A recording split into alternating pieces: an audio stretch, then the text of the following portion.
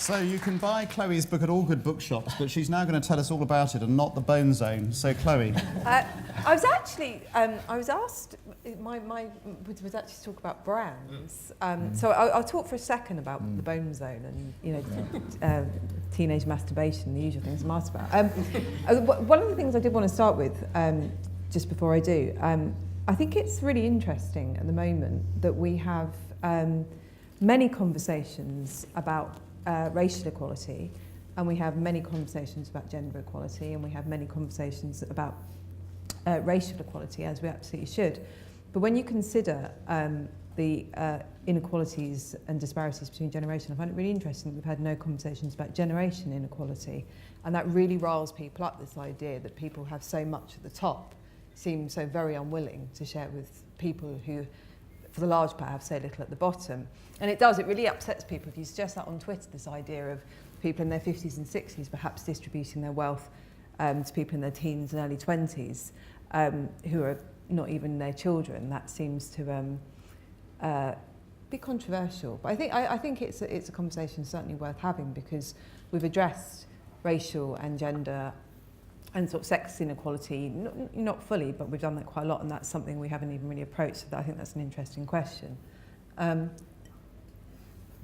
But I was asked, so yeah, you can buy this book, and it's the 12 chapters are on family, relationships, body, sex, school, race, gender, technology, class, crime, and the future.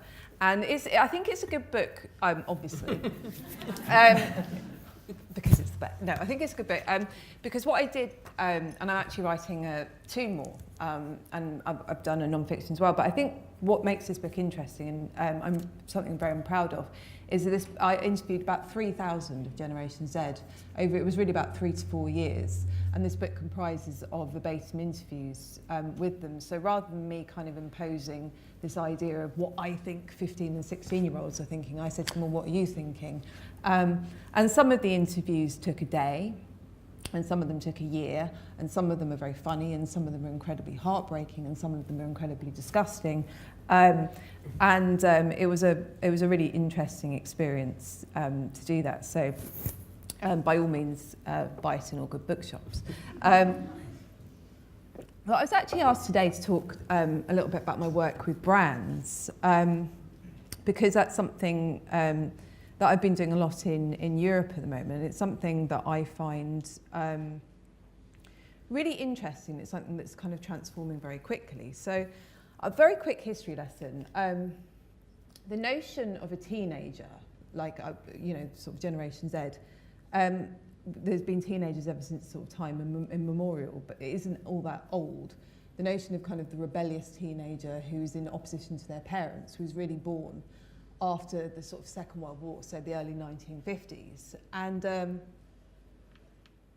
people like to sort of think and look back on that time that it was massively driven by teenage rebellion and youthful opposition to parents. And it absolutely was that.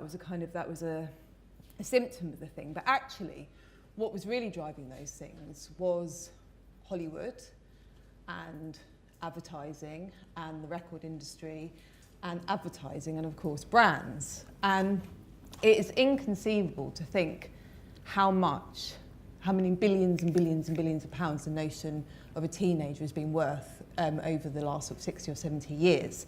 How many lipsticks the idea of a teenager's sold, how many cigarettes, how many bottles of beer. But what's significant about this, and I will get to the Generation Z point, was that idea that was being sold to teenagers was being sold by people at the top of those industries, so the CEOs of Hollywood and advertising execs and brand execs. And they were essentially selling what it was to be a teenager to teenagers. So they were essentially the gatekeepers of the idea of what a teenager or a young person was. And then about 20 years ago, and by no coincidence, about when Generation Z were born, something happened, which was obviously, as we all remember, the internet began. And whatever else you think of the internet has far surpassed any other medium in terms of its reach and its power. It's more powerful than television. It's certainly more powerful than magazines and newspapers now. It's more powerful than Hollywood. It's more powerful than advertising. And it's more powerful than brands. And what's really interesting about, I think, about the internet is that you do have your Zuckerbergs and your Bezos and your Dorseys who are the provider of platforms, but there's no gatekeepers to the internet. There is no one who is in charge of the internet. It's a democratic forum. We are all we create the internet as much as we consume it. So it's a really kind of symbiotic relationship. No one has kind of, I think, assumed that message more than Generation Z. And that has, I think, completely changed the way Generation Z assimilate media and they assimilate brands. Because Generation Z, they don't, unlike previous generations of teenagers, they don't have the magazines that every other generation of teenagers. Every other generation of teenager, you had your Just 17, or your More magazine, or your Enemy, or going back a bit, I think it was it Jackie? And that was symbolic of the kind of the tribe that you hung out with.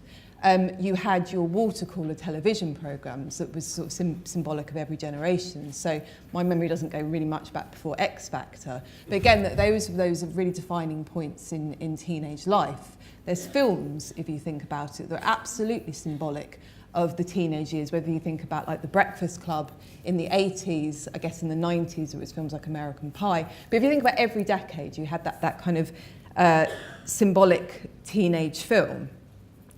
And all those things collectively were obviously incredibly powerful for selling teenagers' brands. So you had like the sexy actress in a film, she wore Levi's or a brand of lipstick that you would run out and you would immediately buy that lipstick or that brand of jeans. So basically it was this idea that teenagers were being incredibly influenced by these external forces.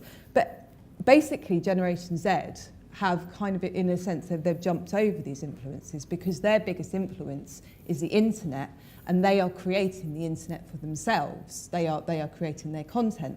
And the best representation I can think of that is the YouTuber phenomenon. Now, do you all know what a YouTuber is? Does anyone not? Has that surpassed They're anyone? all hip to the tip, this audience. Yeah, it's okay. Okay, so the YouTuber phenomenon is a perfect demonstration of how much autonomy the Generation Z have in their own consumption. There wasn't a Simon Cowell, there wasn't a Harvey Weinstein who said, YouTubers, you are famous, you are rich. This was completely youth-led movement. It was kids who sat in front of a camera in their bedroom and made videos, and it was other kids, and then other kids and other kids, until it was 100 million kids who said, yep, you're our anointed celebrity. And just to put this in context, PewDiePie, the Swedish gamer, who was kind of the original famous, he's ancient in YouTuber terms, I think he's all of 27, old.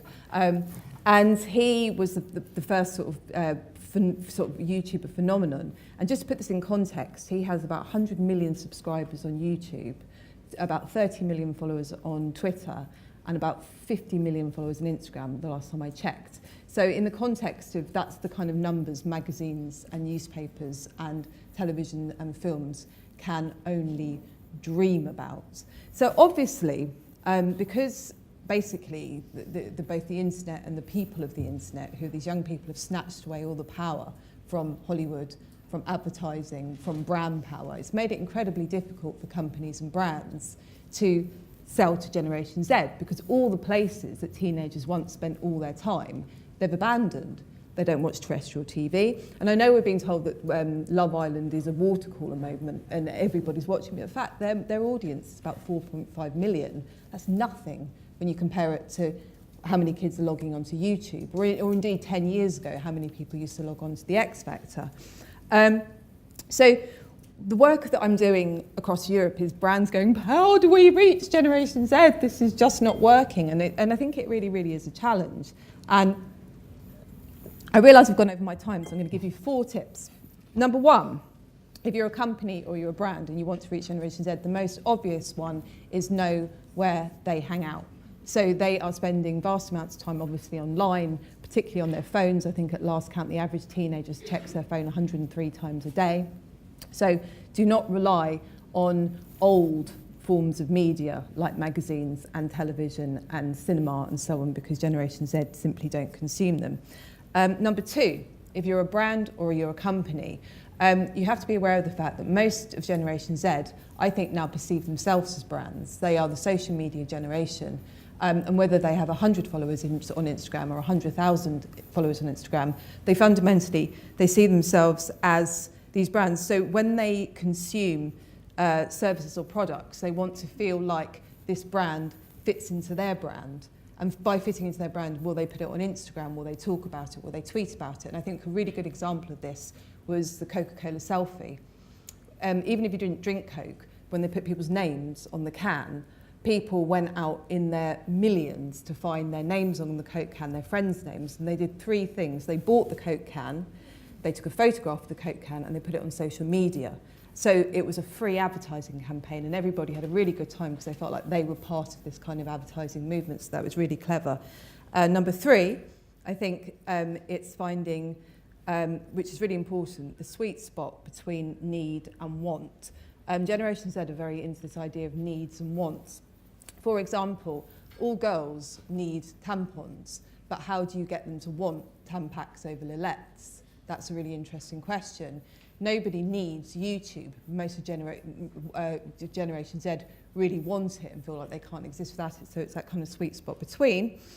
And finally, I think going back to all your brilliant points, I think it's a very put-upon generation. They're quite anxious about the future. They feel like they don't have a lot, so I think if you're a product or service, the biggest thing you need to do is provide pleasure. If you make them feel good, if you make them look good, if you elevate them, if you make them feel part of the movement, if you make them feel part of your story, they'll follow you. And I realise I completely talked over time, so thank you.